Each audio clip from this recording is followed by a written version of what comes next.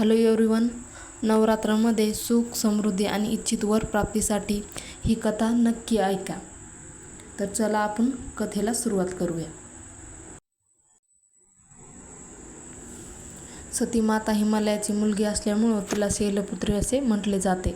प्रजापती दक्ष ब्रह्माजी मानसपुत्र होते. सती प्रजापती दक्ष यांची कन्या होती. दक्ष प्रजापतीच्या सर्व कन्या खूपच हुशार आणि गुणवान होत्या. पण दक्ष प्रजापती मात्र मनातून दुःखी होते. त्यांना असे वाटत होते की त्यांच्या घरी अशा मुलींचा जन्म व्हावा जी सर्व गुण संपन्न, सर्वात विजयी असेल.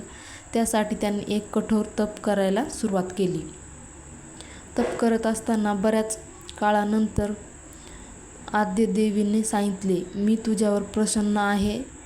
त्यावेळी प्रजापती दक्ष म्हणाले, मला एक सर्व गुण संपन्न, विश्वसुंदरी, सुंदर अशी मुलगी होऊ दे. मला अशी कन्या होऊ दे जी सर्वत्र विजयी होईल. तेव्हा आद्यदेवी तथास्तु म्हणाल्या आणि ती म्हणाली, मीच तुझ्या पोटी जन्म घेईल. आणि साक्षात आदिशक्तीने प्रजापती दक्ष कन्या म्हणून जन्म घेतला. तेव्हा प्रजापती दक्ष हे इतर मुलीपेक्षा आदिशक्ती देवी सती ही खूप प्रिय मुलगी होती आणि सती देखील खूप आज्ञाधारी अशी मुलगी होती. प्रजापती दक्षचे इतर मुलीपेक्षा सतीवर जास्त प्रेम होते.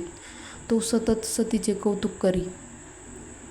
असे बरेच दिवस निघून गेले. नंतर सती ही विवाहयोग्य झाल्यानंतर तिच्यासाठी वर शोधण्यासाठी म्हणून प्रजापती दक्ष ब्रह्माजीकडे गेले. तेव्हा त्यांनी सांगितले की देवी सती हे स्वतः आद्यदेवीचं स्वरूप आहे. त्यामुळे तिचा विवाह शंकरासोबतच होणार असे सांगितले. परंतु प्रजापती दक्ष हे विष्णुभक्त असल्यामुळे त्याला शंकराचा जास्त राग येत असे. तो नेहमी शंकराची निंदा करत असे. गळ्यामध्ये सापच काय घालतो, भूताच्या जत्रेत काय असतो, नाना प्रकारचे प्रजापती दक्ष शंकराची निंदा करीत असे. त्यामुळे प्रजापती दक्षाला सतीचा विवाह शंकरासोबत होणे हे मान्य नव्हते. परंतु जेव्हा ब्रह्मदेवांनी सांगितले तेव्हा प्रजापती दक्ष तयार झाले आणि सतीचे स्वयंवर करण्यात आले. अशा प्रकारे सतीचा विवाह शंकरासोबत लावून दिला.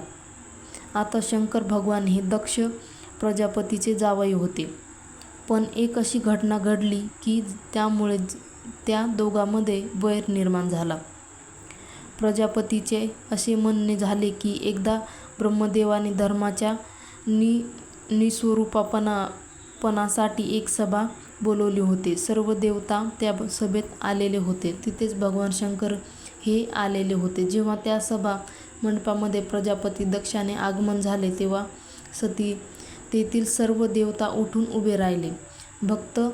फक्त 2 जण उभे राहिले नाहीत. ते म्हणजे ब्रह्मदेव आणि शिवशंकर. आता राजा दक्षाला या गोष्टीचा राग आला की ब्रह्मदेव माझे वडील आहेत म्हणून ते उभे राहिले नाहीत तर काही नाही, पण शंकर तर माझा जावई आहे, त्यांनी मला मानसन्मान उठून करायला हवा, तेव्हा उभे राहणे योग्य होते. पण शिवशंकर मात्र आपल्या ध्यानामध्ये व्यस्त होते. त्यामुळे त्यांची या गोष्टीकडे तरी लक्ष गेले नाही. त्यामुळे भगवान शिवाला माहीतच नव्हते की सभेमध्ये दक्षने प्रवेश केला आहे. त्यामुळे त्यांनी उठून आपल्या सासरे दक्षाला नमस्कार केला नाही. तेव्हा प्रजापती दक्षाला मात्र हा आपला अपमान वाटला. त्यानंतर काही वर्षांनी प्रजापती दक्षने मोठा यज्ञ करण्याचे ठरवले.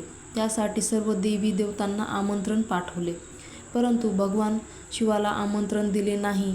देवी सतीला आमंत्रण येणार असे वाटत होते, पण तसे झाले नाही. तिला त्या यज्ञाला आपल्या वडिलांच्या घरी जायचे होते. तिने भगवान शंकराकडे तशी विचारणा केली. तेव्हा भगवान शंकर म्हणाले, तुझ्या वडिलांनी समस्त स्वर्गलोकात आमंत्रण दिले आहे, परंतु आपल्याला आमंत्रण दिले नाही. याचा अर्थ त्यांचा आपल्यावर काहीतरी राग असला पाहिजे, अन्यथा त्यांचे असे केले नसते. कारण जाणून घेतल्याशिवाय आणि आमंत्रण मिळाल्याशिवाय तेथे जाणे मला योग्य वाटत नाही. परंतु सतीचे मन माहेरी धावू लागले. आपण एकाच घरचे आहोत म्हणून कदाचित वेगळ्या आमंत्रण दिले नसेल किंवा काही गडबडीत राहून गेले असेल, असे म्हणत सतीने पुन्हा भगवान शंकराकडे यज्ञाला चलण्याचा आग्रह केला. यज्ञाला जाण्याचे निमंत्रण मिळाले नाही, त्यामुळे तेथे जाणे योग्य नाही असे त्यांनी सांगितले. शंकर म्हणाले, ज्या व्यक्तीच्या मनात आपल्याबद्दल प्रेम नाही तिच्याकडे जाऊ नये, तिचे तोंडही पाहू नये. पण सती मात्र मानायला तयार नव्हती. यज्ञाला जाण्यासाठी पुन्हा पुन्हा आग्रह करत राहिली. शेवटी सतीच्या हट्टामुळे शिवांनी सतीला तिथे जाण्याची परवानगी दिली.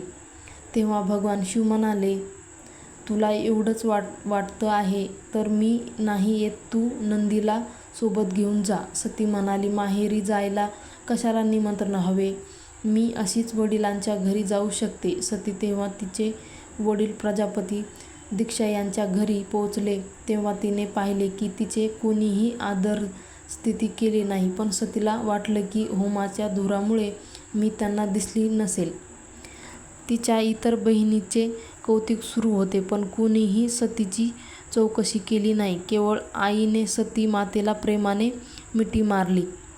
एवढेच नाही तर सती आणि इतर बहिणी सतीच्या संसाराची थट्टा केली. सतीचा पती भगवान शिव यांचाही तिरस्कार केला. प्रजापती दक्ष यांनीही त्यांचा अपमान करण्याची संधी सोडली नाही. हे सगळे पाहून माता सती दुःखी झाली. माता सतीला भगवान शंकराचा अपमान सहन झाला नाही. त्यामुळे रागाच्या भरात सतीने त्याच यज्ञाच्या कुंडात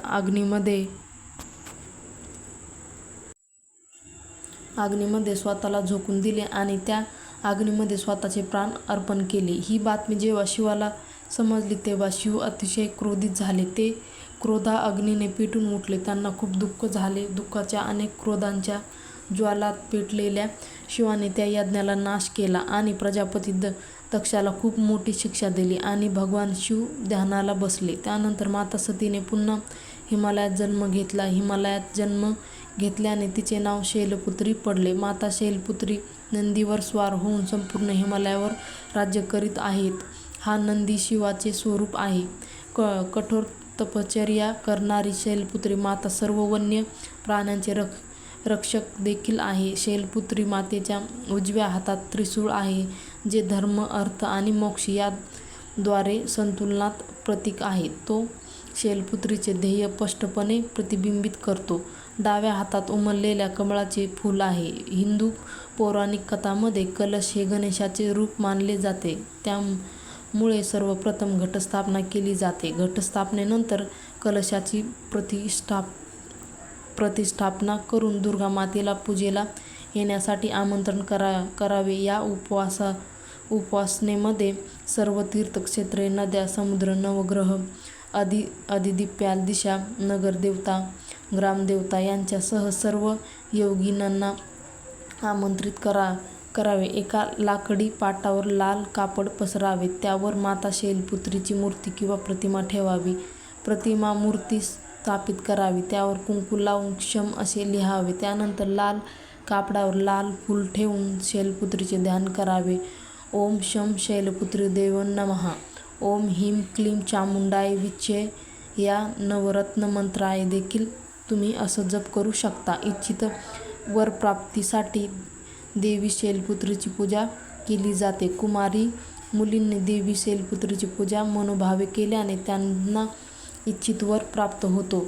हा माहितीपूर्ण व्हिडिओ तुम्हाला आवडला असेल तर व्हिडिओला लाईक करा, नक्की करा. तसेच व्हिडिओला जास्तीत जास्त लोकांना शेअर करा व चॅनलला सबस्क्राईब करा. सबस्क्राईब करायला विसरू नका. धन्यवाद. हर हर महादेव. जय माता दी.